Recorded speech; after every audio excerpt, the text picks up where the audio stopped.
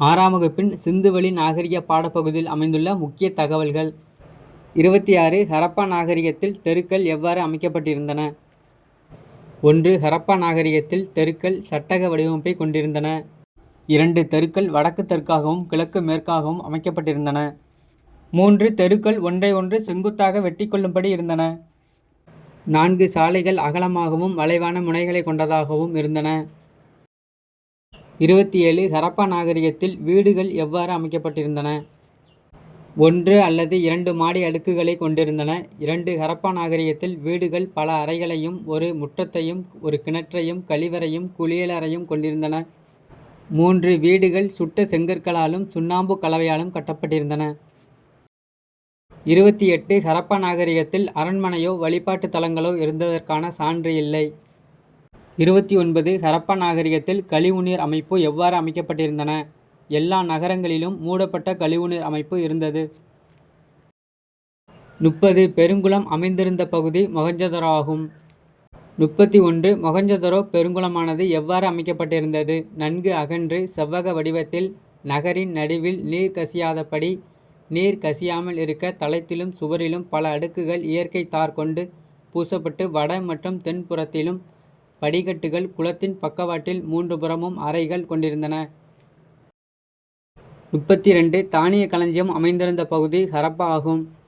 33 செங்கற்களால் கட்டப்பட்ட சுவர்களை கொண்ட தானிய களஞ்சியம் ஹரியானாவில் உள்ள ராக்கி கார்கியில் கண்டுபிடிக்கப்பட்டது. 34 மிகப்பெரும் பொதுக்கூட்டம் கூட்ட அரங்கு கண்டுபிடிக்கப்பட்ட இடம் மொஹஞ்சதரோ ஆகும். 35 மொஹஞ்சதரோவில் கண்டுபிடிக்கப்பட்ட கூட்ட அரங்கு 20 தூண்கள் 4 வரிசைகள் கொண்டு அமைக்கப்பட்டிருந்தது. 36 ஹரப்பா மக்கள் நீளத்தை அளவிட எதனை பயன்படுத்தினர்? அளவுகள் குறிக்கப்பட்ட குச்சிகளை பயன்படுத்தினர். 37 ஹரப்பா மக்கள் எவ்வகையான வண்டிகளை பயன்படுத்தினர்? ஆரக்கால் இல்லாத திடமான சக்கரங்களை பயன்படுத்தினர். 38 ஹரப்பா மக்கள் எப்பகுதி மக்களுடன் விரிவான கடல் வணிகத்தில் ஈடுபட்டனர்? ஹரப்பா மக்கள் மெசபடோமியாவுடன் விரிவான கடல் வணிகத்தில் ஈடுபட்டனர். 39 சிந்துவெளி முத்திரைகள் கிடைத்துள்ள இடங்கள்.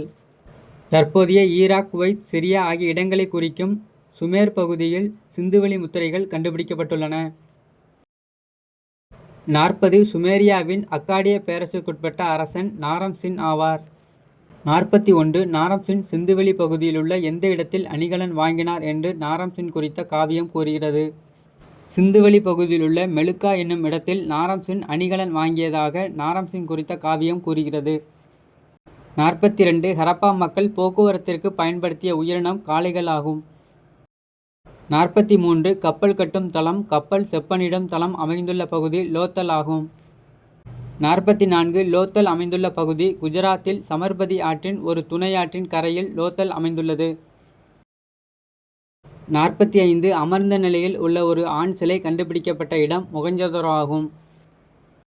46 மொஹஞ்சதரோவில் கண்டுபிடிக்கப்பட்ட தலைவர் சிலை எவ்வாறு அமைந்திருந்தது? நெற்றியில் தலைப்பட்டை, வலது கை மேற்பகுதியில் சிறிய அணிகலன், காதுகளின் கீழ் 2 துளைகள், தலையில் அணியும்படி அணிகலனுடன் இணைக்கப்பட்டிருந்தது. இடது தோள் பூக்கள் வளையங்களின் வடிவமைப்பில் மேலங்கியால் மூடப்பட்டிருந்தது. 47 தந்தத்திலான அளவுகோல் எங்கு கண்டுபிடிக்கப்பட்டது? தற்போதைய குஜராத் மாநிலத்திலுள்ள லோத்தலில் தந்தத்திலான அளவுகோல் கண்டுபிடிக்கப்பட்டது.